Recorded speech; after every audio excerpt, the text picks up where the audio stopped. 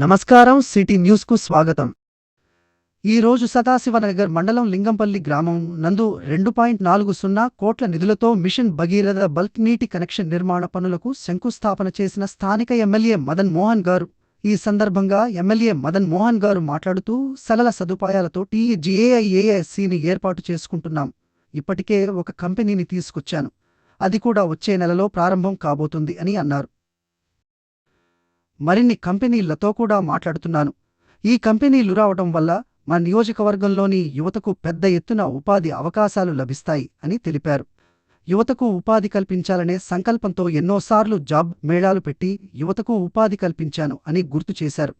తెలంగాణ రాష్ట్ర ప్రభుత్వంతో చర్చించి కాళేశ్వరం 22వ ప్యాకేజీ పనులకు 23 కోట్ల నిధులను విడుదల చేశామని అన్నారు.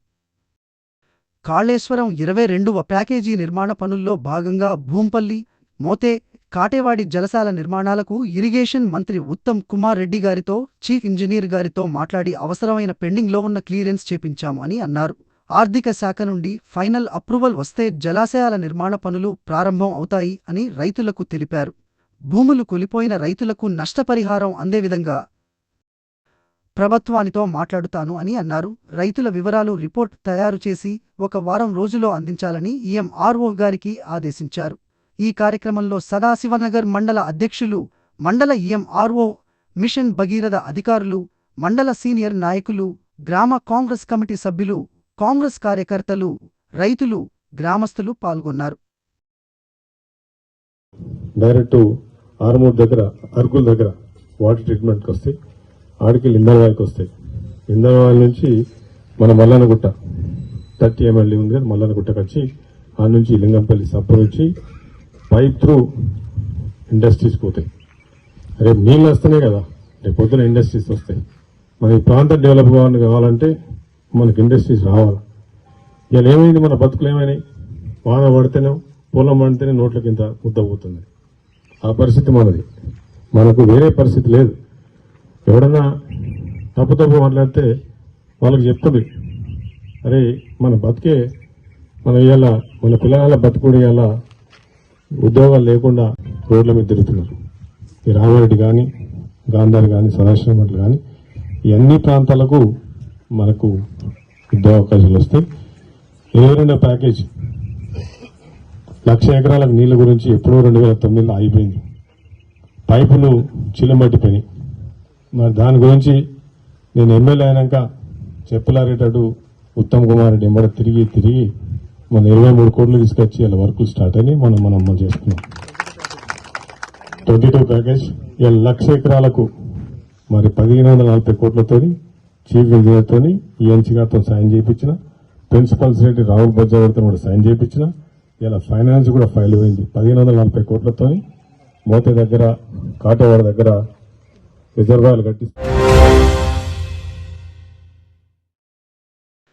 సదాశివనగర్ గ్రామ గంగపుత్ర సంఘానికి 1,00,000 రూపాయల విరాళాన్ని అందించిన ఎల్లారెడ్డి ఎమ్మెల్యే మదన్ మోహన్ గారు, ఎన్నికల సమయంలో గంగపుత్ర సంఘ సభ్యులు తమ ఆర్థిక, సామాజిక సమస్యలను ఎమ్మెల్యే గారి దృష్టికి తీసుకువచ్చారు.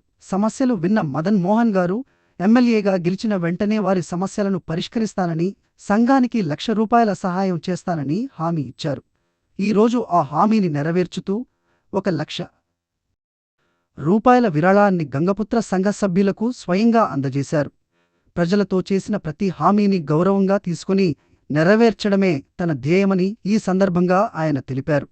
గంగపుత్ర సంఘ సభ్యులు ఎమ్మెల్యే గారు తామకు ఎన్నికల ముందు ఇచ్చిన హామీని నెరవేర్చి గంగపుత్ర సంఘ ప్రజలకు అండగా నిలిచిన ఎమ్మెల్యే మదన్ మోహన్ గారికి కృతజ్ఞతలు తెలియజేస్తూ వారి నాయకత్వాన్ని కొనియాడారు. ఆఫీసులో అడితే ఈయన మీద ఆయన చెప్తాడు, ఆయన మీద ఈయన చెప్తాడు. ఇట్లా 6 నెలలు గడిచిపోయింది. ఏంటంటే ఇంత కొట్లాడేందంటే ఎలక్ట్రిసిటీ వాళ్ళకేమో పిఆర్ పంచాయతీరాజ్ ఇంజనీర్ చెప్తారు, ఏమంటారంటే మాకు మధ్యన తంబాలు ఉన్నాయి, తంబాలు పోవాలంటే మాకు పైసలు బ్యాంకులో పడితే మేము తంబాలు తీస్తామని ఆయన అంటాడు. వీళ్ళు ఏమంటారంటే మేము కాగితం ఇస్తాం, ప్రొసీడింగ్ ఇస్తాం, ప్రొసీడింగ్ ఇస్తే మీరు పనిచేయాలని ఆయన అంటాడు. ఇట్లా కథ నడిచింది 8-9 నెలలు.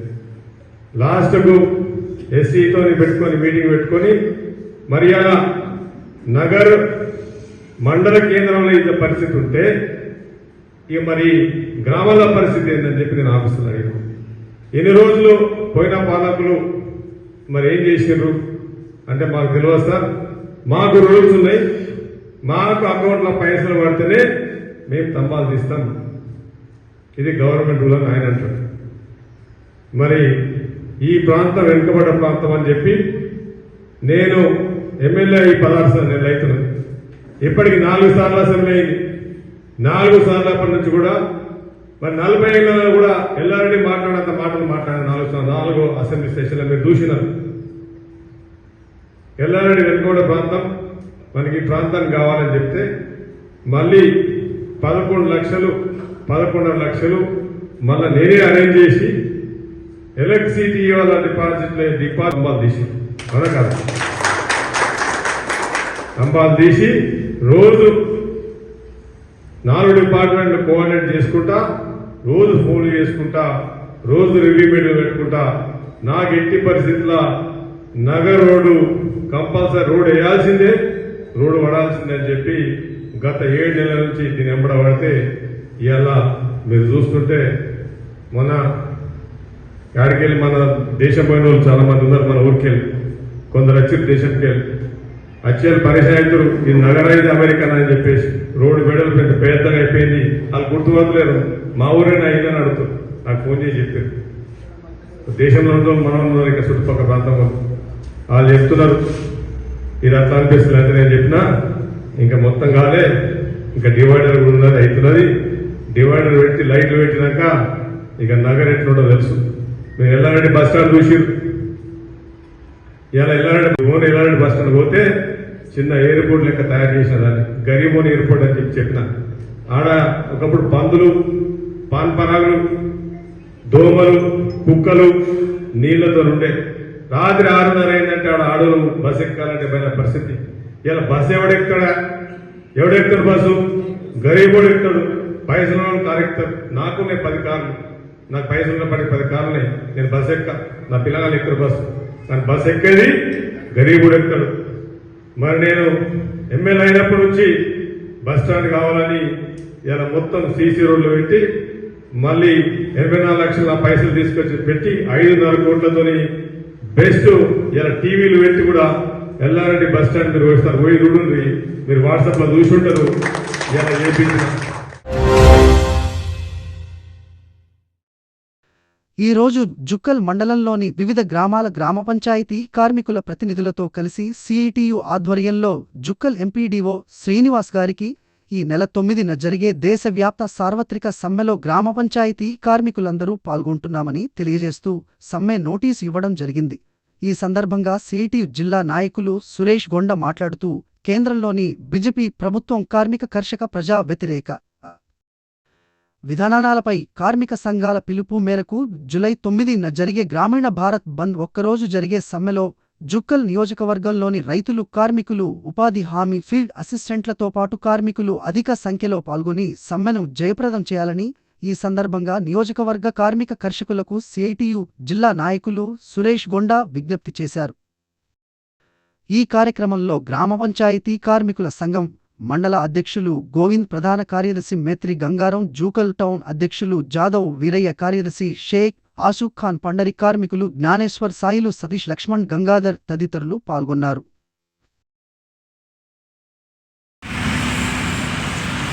కేంద్ర ప్రభుత్వం కార్మిక వ్యతిరేక విధానాలు అవలంబిస్తూ ఏవైతే పాతగా అనేక పోరాటాలు చేసి ఎందరో బలిదానులై సాధించుకున్న 29 చట్టాలను రద్దు చేసి వాటి బదులుగా 4 లేబర్ చట్టాలు కోడ్లు తీసుకొచ్చింది. ఆ 4 లేబర్ కోడ్లను తక్షణమే రద్దు చేయాలని 8 కార్మిక సంఘాలు దేశవ్యాప్తంగా జేఏసీగా ఏర్పడి జూలై 9 వచ్చే 9 తారీఖు నాడు దేశవ్యాప్తంగా గ్రామీణ భారత్ బంద్కు కార్మిక కర్షకులందరూ కలిసి పిలుపునివ్వడం జరిగింది.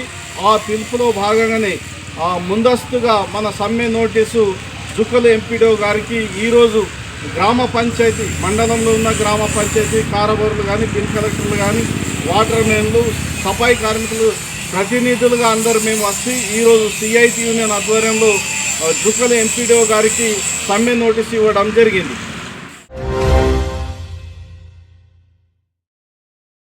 సర్సివానగర్ మండలం తుక్కోజీవాడి, పద్మాజీవాడి, మర్కల్ గ్రామాలలో ఇటీవల మరణించిన వారి కుటుంబాలను పరామర్శించిన ఎల్లారెడ్డి ఎమ్మెల్యే మదన్ మోహన్ గారు.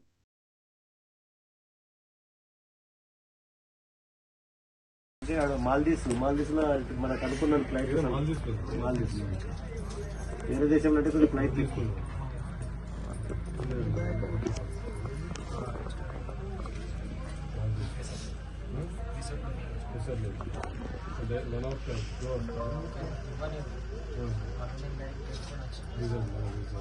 అది బొంబాయి పెట్టుకొని బొంబాయికి వెళ్ళి మళ్ళీ మన దగ్గర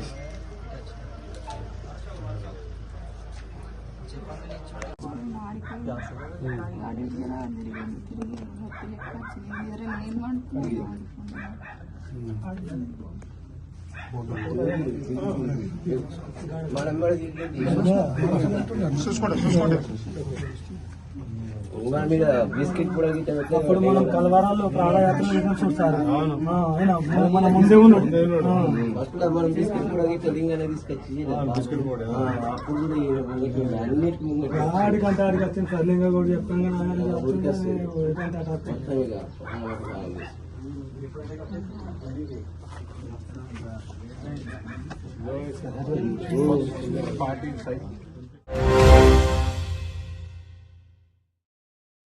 ఈ రోజు కామారెడ్డి మార్కెట్లో పసిడి ధరలు 10 గ్రాముల బంగారం 98,500, వెండి 1,105 రూపాయలు. ఇంతటితో ఈనాటి వార్తల సమాప్తం. తిరిగి మళ్ళీ మరుసటి వార్తల్లో కలుసుకుందాం.